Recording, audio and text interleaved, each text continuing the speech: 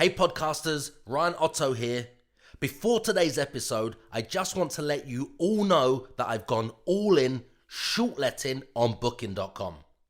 Back in 2005, the returns were good, but nothing like what we're achieving 14 years later.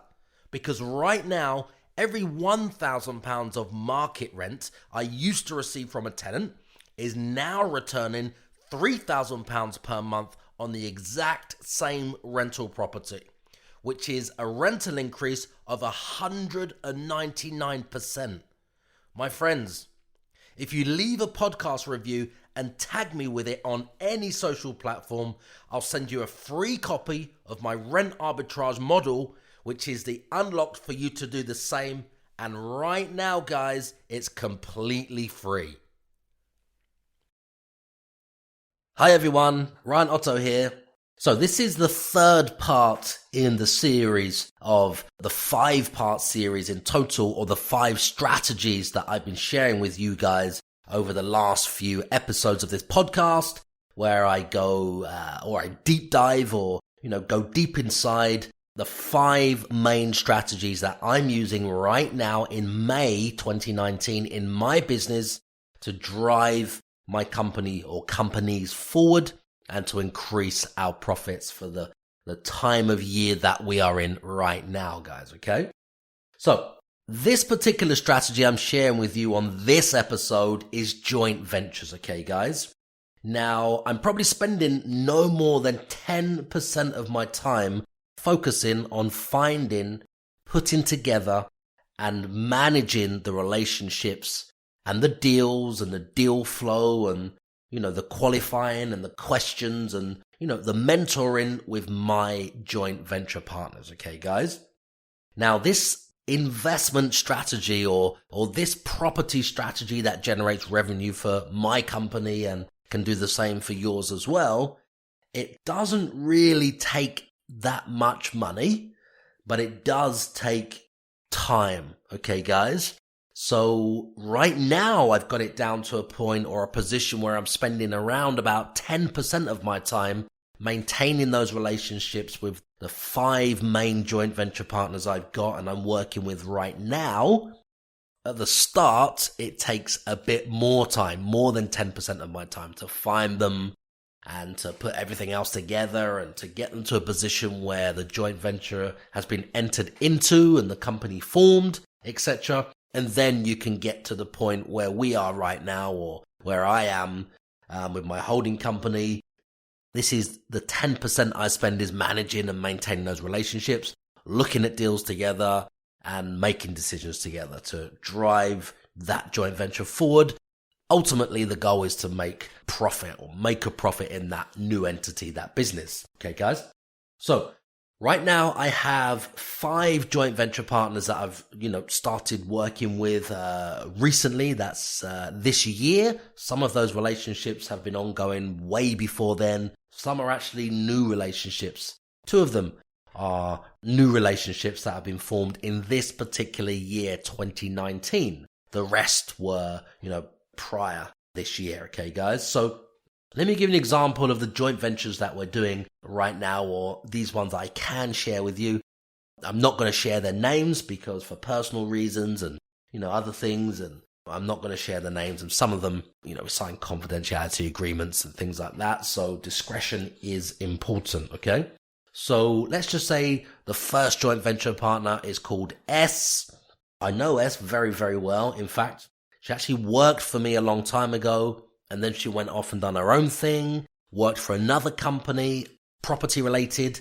We stayed in contact and she always had the bug of, wanting to get involved and being around all the things that we did. And, she was well submersed in the things that were going on and the conversations and the meetings and everything else. And it inspired her to, want to get into this scene. Okay, guys? So anyway, S went away and then came back recently and said, I've decided I want to change my life. I want to do these different things and I'm sick of working like a 9 to 5 and in the rat race, and I want to start my property journey and get going. I've come to you for your help. Okay.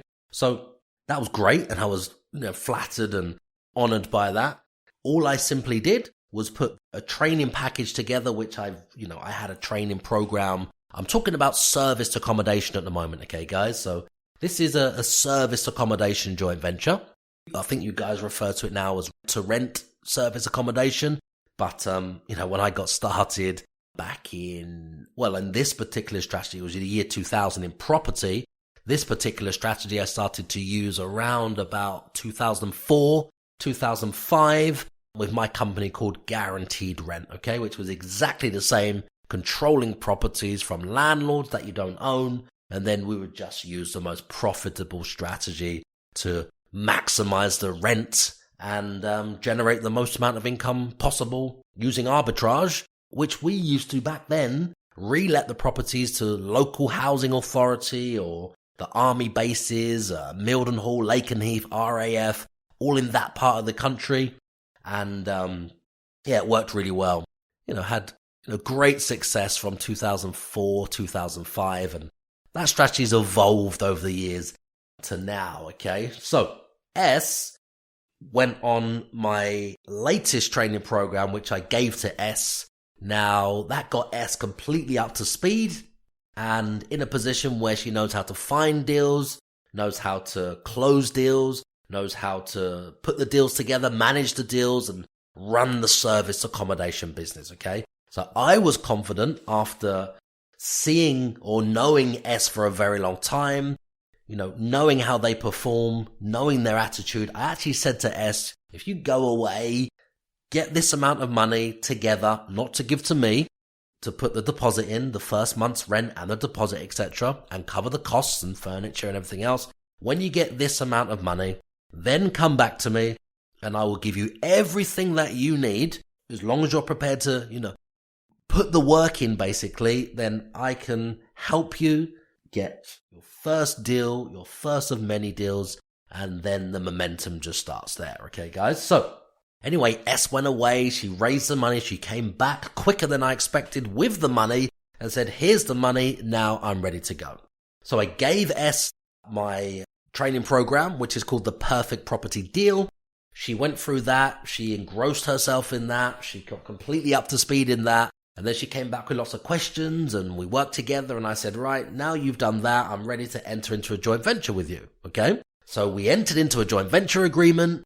Now, I won't bore you with the details of that, but it's a very good profit share where we put half the money in, etc., etc. We share half the profits and we're building a portfolio now with S. So 2 weeks later, after S has gone through that training and then asked lots of questions over the next couple of weeks and she started looking, S has found her first property deal, okay? So the deal that we have is S finds the deal, books the appointment, does the initial due diligence, etc., etc. Then I would call the landlord, close the deal on the phone, send S to go and view the property to do the internal inspection. It's the way that we structure things. So it completely takes away S being put in a corner at an early stage and not having the answers to the landlord's questions, which might spook the landlord and lose the deal that would have been a deal closed if I would have gone there or somebody else with experience of doing this for 19 years in property and 14, 15 years in, service accommodation or guaranteed rent or rent to rent. Okay, guys. So the system that we put together is very sophisticated. And it enabled me to do most of the closing work and the nurturing of the relationship with the landlord on the phone. And then S goes to the property just to do the internal inspection. Anyway, a couple of weeks later, it really is that quick. This is all documented. You're going to see it in some of our videos, or you're going to see it online and in the members area, case studies. And maybe if we do some events in the future, which we're planning right now, then obviously S will be there and she'll walk you through how she did everything. Okay, guys? So that's literally 2 weeks later. 2 weeks later, so S has her first deal. Okay, guys? Now, that one joint venture is just one joint venture, okay, guys? So there's 5 main joint venture partners I'm working with right now just on serviced accommodation. So I'm spending around 10% of my time right now working and managing the relationships and looking at the deals that these 5 joint venture partners are looking at and finding and sourcing and sending to me, getting my opinion, and I'm helping them and coaching and mentoring them and holding their hand through their first of many deals. Now, that's great for cash flow right now. So if you imagine if you entered into some of these joint ventures with some people that you know or you find at property events or networking groups, and they may have something you haven't, and you come together to form this partnership, it would take around about a month or so before any money starts to come in, of course. Now, that's obviously from when you've done your first deal. So there is more things to put in place first, but what I mean is when you've done your first deal or closed the first deal, signed the contract, the guest or the first guest checks in, it takes around about a month after that for you to see any money. Now, this is great cash flow. You don't need to put that much money in, especially if you have a joint venture partner and you're sharing half of the profits or half of the expenses or half of everything, which is a very good strategy right now. Now, I'm spending around 10% of my time focusing on joint ventures, and it's time intensive from the start to find the joint venture partners, put the work in, get the agreement set up and the contracts and forming of the company. But once it's done, I literally delegate around about 10% of my time looking at their deals, giving them advice, weekly webinars and weekly phone calls and WhatsApp groups and anything else that they need to help drive their business forward.